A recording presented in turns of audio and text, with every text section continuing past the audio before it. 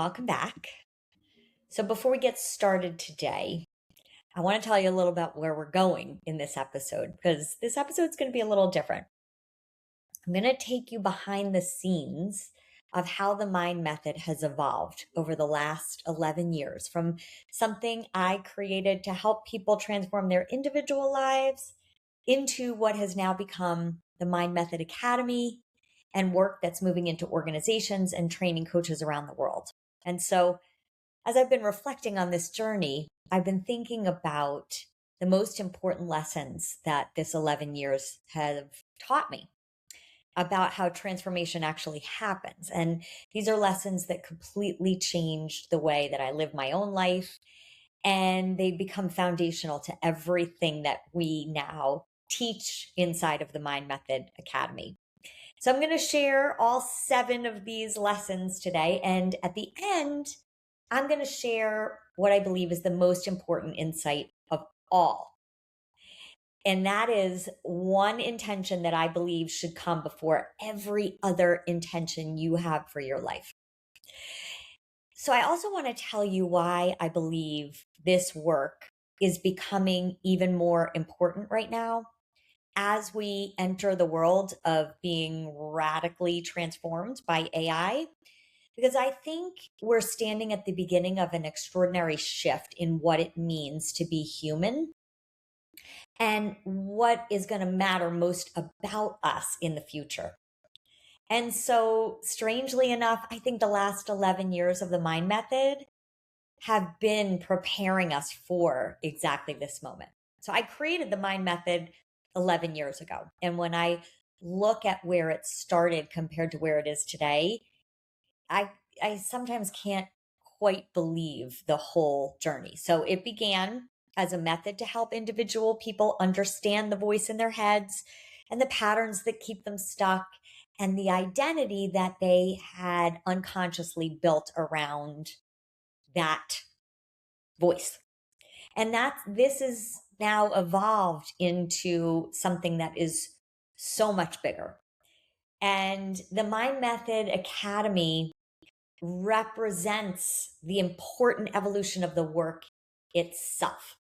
So today, we're not simply helping people change the voice in their heads, we're helping them recognize an entire internal operating system running underneath their lives and their leadership.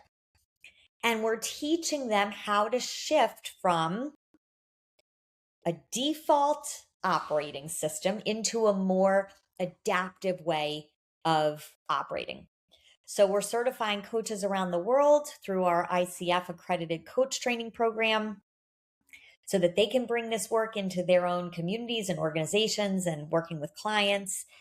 And we're about to launch an entirely new organizational assessment and training program that helps leaders identify their default operating system, which are those unconscious patterns that influence how they communicate and make decisions and handle pressure and build relationships and lead.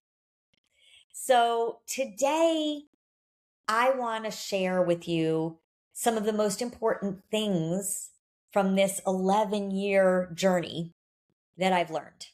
And these aren't simply principles that I teach, they're principles I've had to live. And so they completely have changed how I understand transformation. So let's dive into the first one. Your life is a mirror.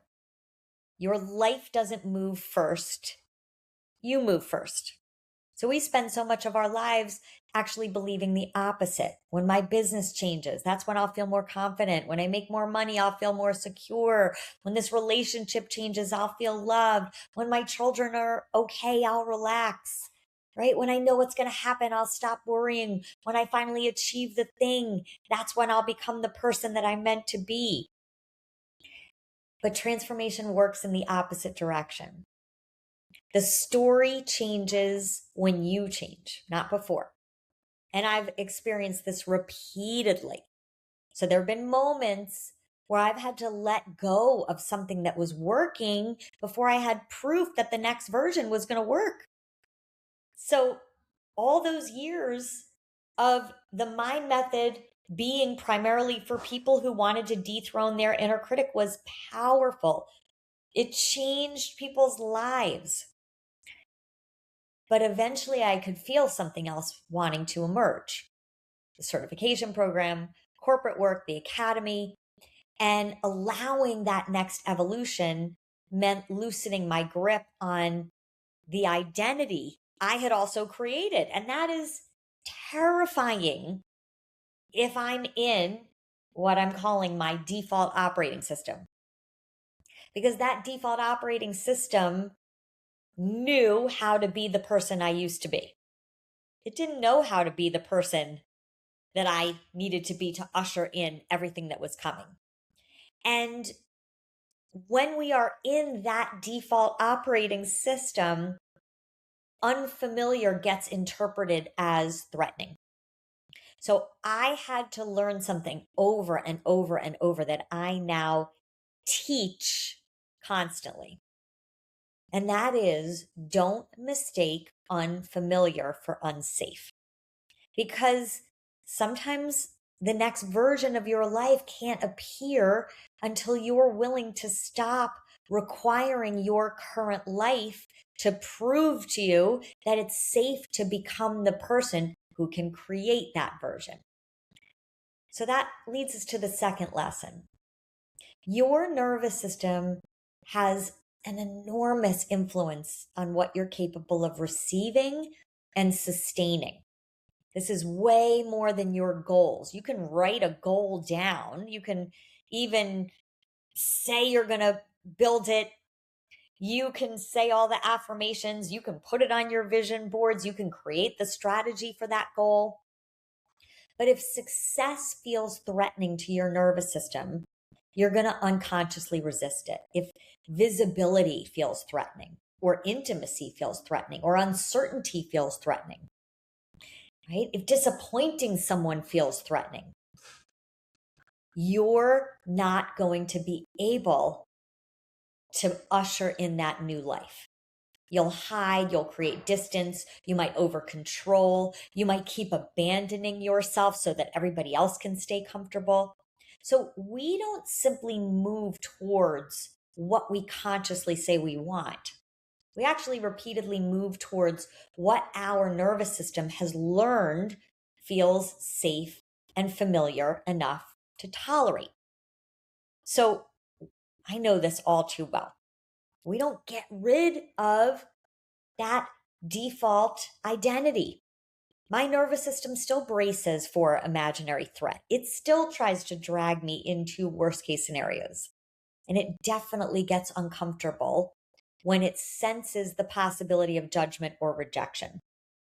So what's changed the way that my life unfolds is that I've practiced, and I continue to practice, the mind method to unhook myself from my default identities, thoughts and beliefs and predictions and nervous system reactions. That's what it means to build the capacity to receive. It doesn't mean you're calm and relaxed all the time.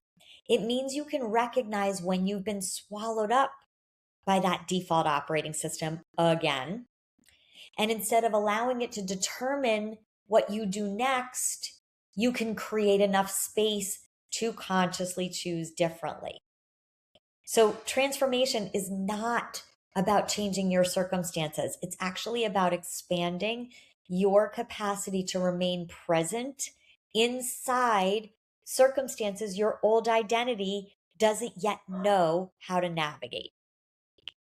So now the third lesson is actually one of the least glamorous. Repetition beats revelation every single time.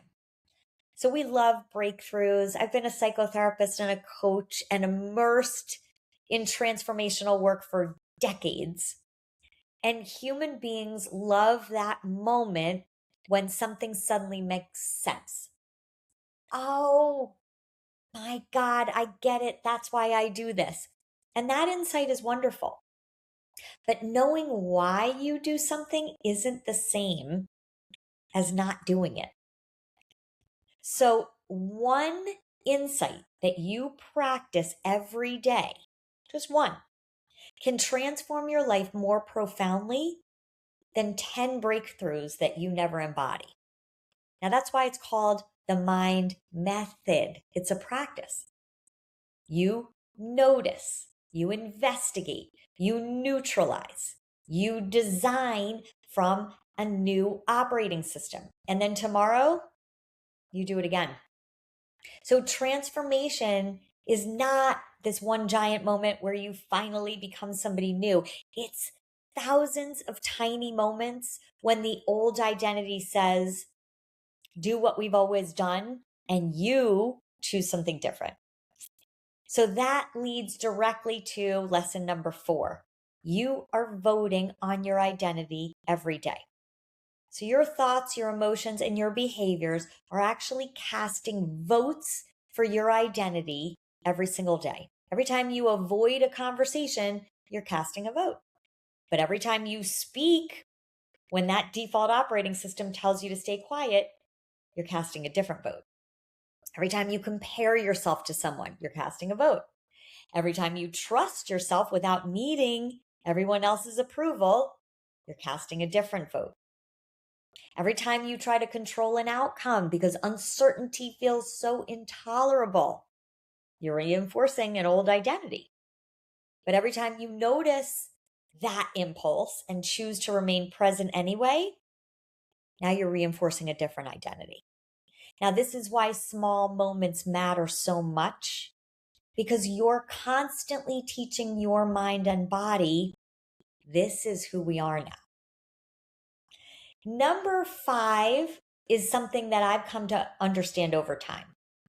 So we often talk about gratitude as feeling really positive about your life, but gratitude can also be understood as a signal of safety. When you're genuinely present to what is here now, the people that you love, your home, your health, the conversations you're having, the sun on your face, whatever is actually happening now, you're interrupting your mind's constant scanning for what could go wrong next.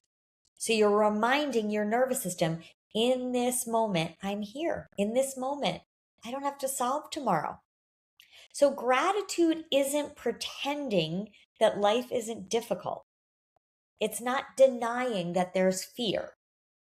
It's allowing your body to recognize that threat is not happening every moment just because your mind is capable of imagining that threat.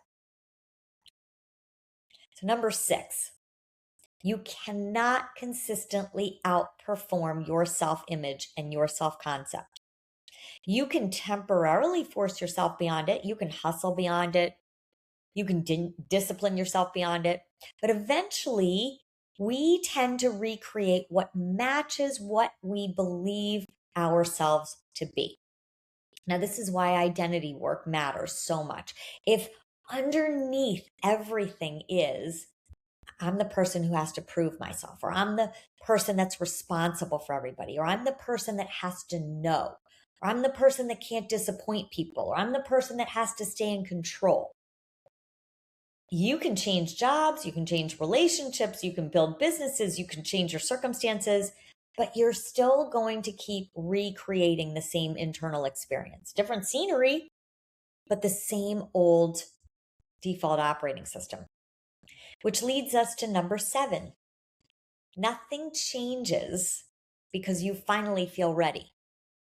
It changes because you decide anyway. Now, this one was huge for me because almost every major expansion of my life has required me to move before some part of me felt ready. Ready is something we feel retrospectively. So once we act, now we can see, I survived that discomfort. And our nervous system learns. And that's when our identity expands. And eventually, after doing that over and over and over again, we realize, actually, I can actually hold this now. That's how our capacity gets built. Not before the leap, through the leap. Now, this is the one intention beneath all of these. That's what I really want to talk about today. And this is why anyone, when you ask them what they want their life to transform into, they'll probably give you a list, right? If you ask somebody, what do you want to transform in your life? They might say, I want a better marriage. I want to be a better parent. I want to grow a business. I want more money, or I want to be healthier or make an impact or better friendships. There is an intention that's beneath all of these intentions. And so here is the number one intention that you need to have and organize your life around. It is learning how to connect with the truest version of yourself. Because every other intention sits on top of that one intention. Learning how to connect with the truest version of yourself. Now, for years, I called this truest version your authentic self. That's the part of you that exists underneath all of the fear and protection and proving and controlling and conditioning that you've accumulated along the way. That language has evolved into your adaptive operating system. So you got your default operating system and you're stepping into your adaptive operating system. Because your authentic self is not just who you are underneath your protective patterns. Really, it's your adaptive operating system that describes how that new version of you operates when your default operating system isn't running the show. Right? It's how you think and respond and communicate and lead and make decisions and navigate uncertainty and connect with other people. So the language from authentic self to adaptive operating system has evolved to capture something bigger. And to understand how to tune into your adaptive operating system, you first have to understand your default operating system that's been unconsciously running so much of your life. So your default operating system is that identity that developed in part around protecting you from what your mind learned would be painful or threatening or intolerable, like rejection, failure, disapproval, uncertainty, not being enough, disappointing people, feeling misunderstood, losing control. And that default operating system has that one job. It's to protect you. So it's always going to have one foot in the past, using everything that you previously learned about how life works. And then it's also going to have one foot in the future, constantly predicting what could happen next. Which means if you've got one foot in the past and one foot in the future, that default operating system can rob you of the one and only place your life actually occurs, which is right here in the present. So your default operating system is the part of you that's addicted to certainty, to proving yourself, to being liked, to being needed, to making sure everyone else is okay. And it carries goals and fears and ideal pictures that you may have never consciously chosen. So this is the version of you that decides what you believe you're capable of. And then you wonder why changing the circumstances doesn't fundamentally change how you feel. Because if we're bringing the same operating system into those new circumstances, we're just going to continue to recreate our past. So your adaptive operating system is the part of you that becomes accessible when you're no longer being governed by that protective identity. It can be present. It can tolerate uncertainty. It can have difficult conversations. It can lead your life without controlling, without gripping. It has access to curiosity and creativity and compassion and intuition and courage. So your adaptive operating system doesn't require you to know the entire path. It can just respond to what is here. That's a radically different way to live. So instead of that default operating system needing to control life enough to make sure you get to where you're supposed to go, so you begin asking, who do I need to be present enough to hear what life is asking next of me? Now that one distinction changed my life. Who do I need to be present enough to hear what life is asking next of me? Because when I'm operating from my default operating system, I believe I have to force life. When I'm connected to my adaptive operating system, I can participate with life. I can take the next step without requiring the next 20 steps to reveal themselves first. And that's the version of me that's so much more powerful. Now, what does all of this have to do with the future? Everything. So I heard an idea on a podcast recently that actually stopped me in my tracks. Think about this for a moment. Before the Industrial Revolution, the economic value was placed on what human beings could physically produce, right? Then the machines transformed that, right? So the economy evolved and more people shifted towards intellect, the ability to calculate or analyze or communicate or organize to solve intellectual problems. We're now entering another profound transition. So artificial intelligence can already perform an extraordinary number of cognitive tasks that once required human intellectual labor. So this raises a really important and fascinating question.